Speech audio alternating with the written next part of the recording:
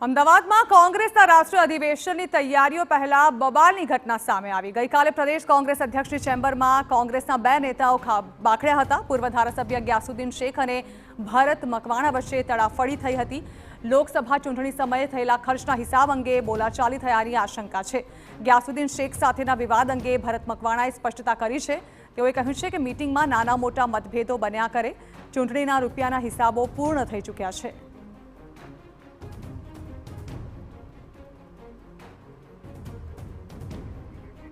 તો કોંગ્રેસના અમિત ચાવડા, ઉષા નાયડુ, પ્રગતિ આહિર અને નીરવ બક્ષી સહિતના નેતાઓની હાજરીમાં બબાલ થઈ હતી।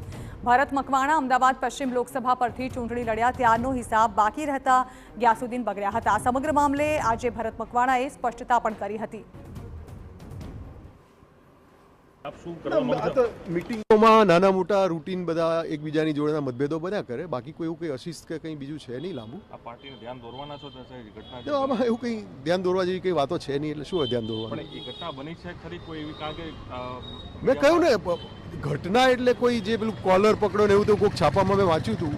આ તો રાજીવ ગાંધીનું ભવન છે, અહીંયા કોઈ કોલર કોઈનો પકડે નહીં। એમને પણ મારો કોલર કોઈ પકડવાની કોઈની હિંમત નથી ને અહીંયા તો કોઈ પકડે જ નહીં। આ તો રાજીવ ગાંધીનું ભવન છે, એટલે એવું કંઈ છે નહીં। પણ જે કંઈ અમારે અંદર વાતોચીતો થતી હોય એમાં વાતોચીતો થાય, બીજું કંઈ છે નહીં વિશેષ।